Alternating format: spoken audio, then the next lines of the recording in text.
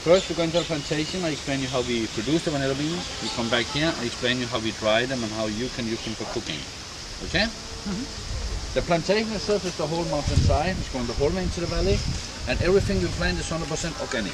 No chemicals. Let's go this way. Now, the first thing to do when you want to plant the vanilla plant is to plant a tree. The tree helps us to hold the plant, control the plant, and it gives us the sun and the shadow that we need in a certain time. The vanilla plant itself belongs to the orchid family. We have 33,000 different kind of orchids in the world. One of them is the vanilla plant, and it's the only one who gives us fruit we can use in the kitchen. To plant it is pretty easy. We take a piece, 50-60 centimeters, cut it off. We put 10 centimeters flat on the ground. The rest I tied up to the young tree, and we use the skin from the trees, cut in a rope to tie it up in the start, as you can see on the small plant. And after we stick onto the trees with these small roots, all by itself. The piece I put on the ground, I don't dig it in, I just cover it with coconut shells. The roots will grow into it, it grows into the ground after. Coconut shells, you can say, is a natural fertilizer for the plant. It's absorbing raining water, which means the plant has everything it needs from the nature. Now I planted my plant, I will let it grow for 1 year. After 1 year, I break off the end. What happens? Somewhere a new one is growing. Every 3 months I break off the end, and again a new one is growing. And I go on doing that until the plant is 2 years old.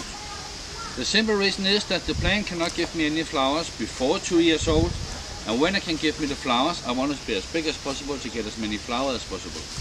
One flower is one vanilla bean. Now the flying season, June, July, August. 3 months of big flying season. 3 months before we cut down the trees to let 60% of sun come through, 40% of shadow. If there's too much of one of them, the plant will go on growing, but no flowers. No flowers, no vanilla. If it has the right sun and shadow that it needs, the flowers will grow on a stick like this. We have more or less 15 flowers coming, and those flowers will have to be pollinated by hand. But out of 15, I will do very much 10. If I do all 15, when the beans are growing, the rest will get too heavy, the stick can break off, and I can lose it all. So there's no reason to be greedy and lose everything up. Now if you can imagine a beautiful white orchid flower, there's no perfume at all, just like the green beans. In the middle you have a straw growing, and that straw you have a yellow pollen, which is the male part of the flower. Right underneath there's a small pocket, the female part of the flower. With my magic stick, doesn't look like it, but it is a magic stick, believe me. We push open the female part, we press down the male part, pull out the stick, be in contact, and we say we married the flowers. We say married the flowers is more like for the young people who's on a honeymoon. Who are on a honeymoon? What's gonna happen to you two in 9 months' time? Honeymoon is made to make babies. But me it's the same. When I marry my flowers, in 9 months' time I can harvest my beans. Okay? Or when I harvest the beans, I cannot harvest them one by one. Because there would be a hole in the end and it's worth nothing. So we harvest the whole crop.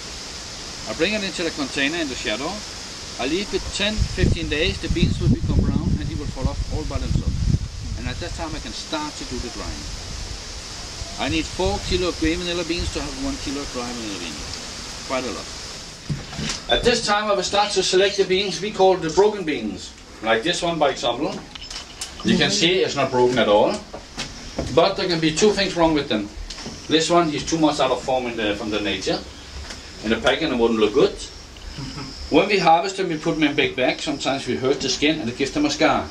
All that I put that aside, I use them to make powder, x-ray and that kind of things. Now after the beans, as you can see here, we put them by small, medium and big. Because the smaller ones will dry faster than the big ones. Now to start the drying, we're waiting for a day where we have a good sun from the morning to the evening. We wash the beans, we put them on a cloth and we leave them in the sun all day long. At night we coil them in the cloth, we put them into the wooden boxes over there. And for the next 2 months I bring it back out in the sun 2 hours a day, if the weather permits it.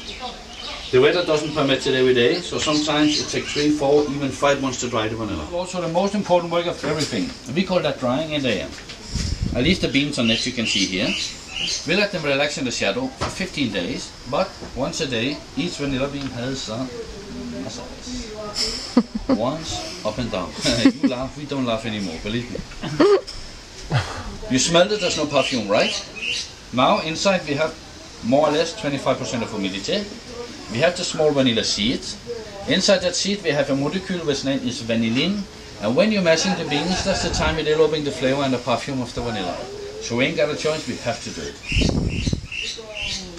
Gentlemen, listen very carefully. Here in Tahiti we say a vanilla bean is just like a woman. The more you measure, the better she is. Ladies, with a bit of luck, you get 15 days of massage. 15 days of massage, the beans are ready for cooking. Which means from the time we planted the first plant, we have the first beans, it took me 3 years. After the plant's gonna give me flowers once a year, and we start to make a regular production. That's my boss. One day he will be. Okay, now for cooking. The Tahiti vanilla beans is the strongest flavor and perfume vanilla you can get in the world. To cook, it's enough to cut a half bean, split it open in two. You put it into your sauce, cake mix, pancake, whatever you want to cook. Let your batter turn 2-3 minutes. There's more than enough seed who will come out to flavor your cooking. You take it out, clean it, you use the same piece a second time. It means you're cooking 4 times with 1 bean.